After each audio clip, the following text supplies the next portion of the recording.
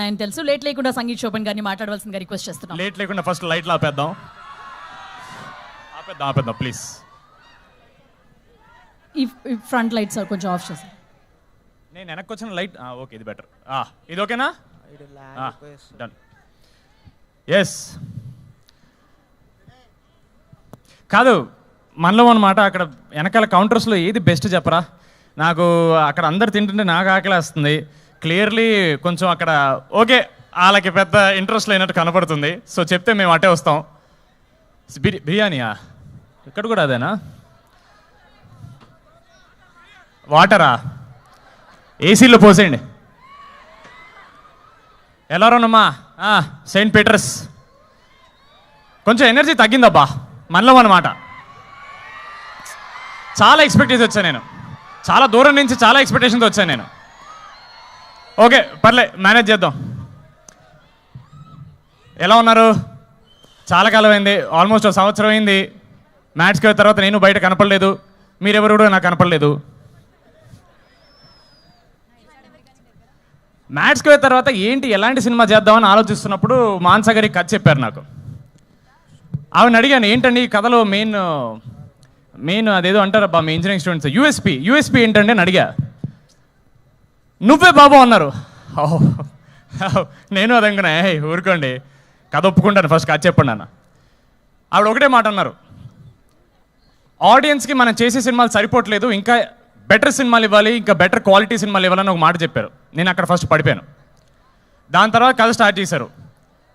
ఒక ఫ్యాంటసీ, కొంచెం హారర్, కొంచెం అడ్వెంచర్.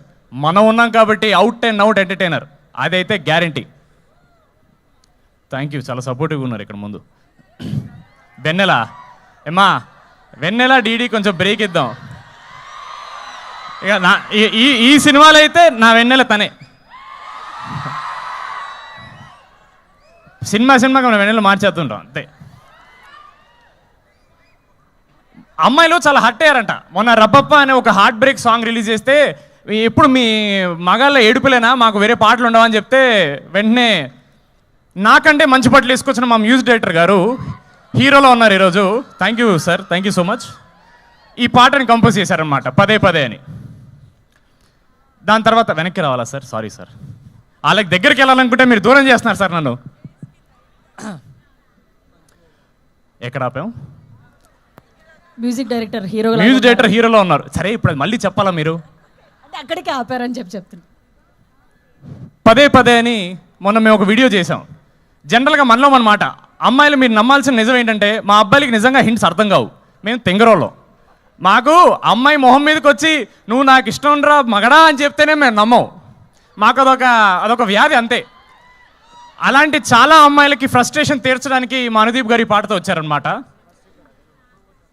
అఫ్ కోర్స్ వెనకాల ఉన్న వాళ్ళు ఎవరు వినలేదు, బట్ ముందు ఉండి విన్న వాళ్ళకి నచ్చిందని అనుకుంటున్నాం మేము. సినిమాలో డెఫినెట్గా ఇంకా చాలా బాగుంటుంది, ఎందుకంటే చాలా విజువల్స్ మేము రిలీజ్ చేయలేకపోయాం.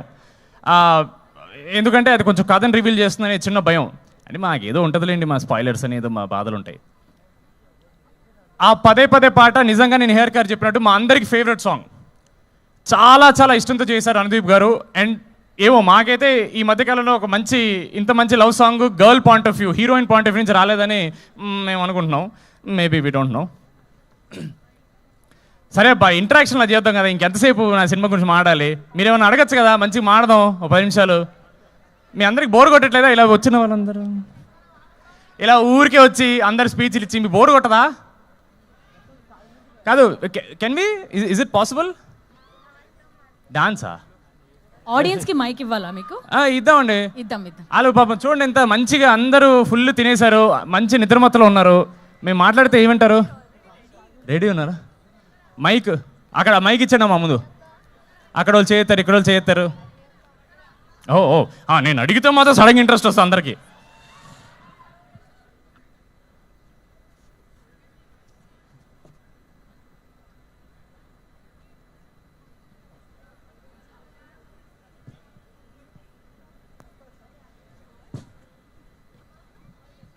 ఎస్, మీరు వాళ్ళతో మాట్లాడదాం అనుకున్నారు.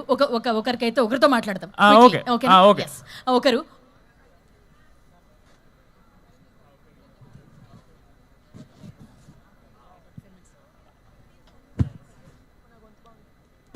ఓకే, నిహారి గారి గొంతు బాగాలేదంట, అందుకని నన్ను మాట్లాడొద్దు అంటున్నారు.